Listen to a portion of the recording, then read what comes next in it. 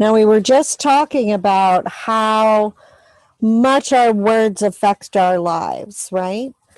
So on today's Today I Choose, I really want to talk about words that we really start being aware of, right? And they're words that are so common in our everyday life and the way we have been communicating as humans, that I think hearing them out loud can kind of anchor a trigger on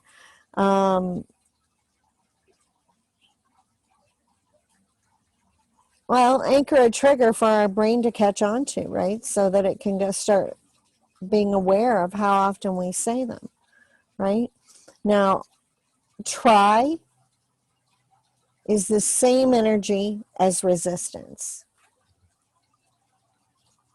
And that feels backwards, doesn't it? But it's so true. Try is the same energy as resistance. So when that word comes out of our mouth, that, hey, I try, we are so out of integrity, right? Because what we're really saying is, I doubt that I'm going to actually get that done, right? My brain has intentions, but my body is doubting that that's going to happen. Anytime try shows up in a conversation, right, be aware. Like, don't count on whatever that is, right? Because that person isn't completely in. Or they would say, yeah, I'll have that done by such and such a day, right? Contractions. Should is one that will keep you turned around backwards and tangled up for as long as you'll pay attention to it.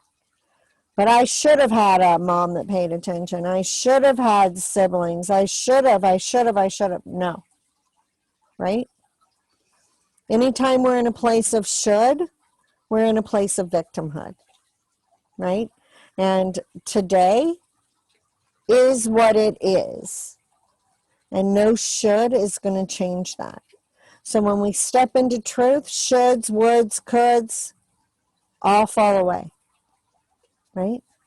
Now, the universe does not hear contractions. What they hear is what you want, right? So to say, I don't want broccoli, the universe is going to hear, I want broccoli. Contraction, like completely negate it, right? So stop doing that. Literally stop doing that. Move into, as we talked about, going from problem to solution. Move from what you don't want to what you want, right? If instead of saying, I should have had a mom that paid attention, say, I want one, right? Now, does that mean that that mother figure is going to be the mother that birthed you? Maybe, and most probably not, right? But is that human? Can you call that human in that could give you what you need from that relationship? Absolutely, right? So it's a really interesting space because the humanity has, bonding through trauma, bonding through problem, relating through commonalities through problem, right? That is the way humans have been relating. And it's time for you to decide you're not going to do that, right?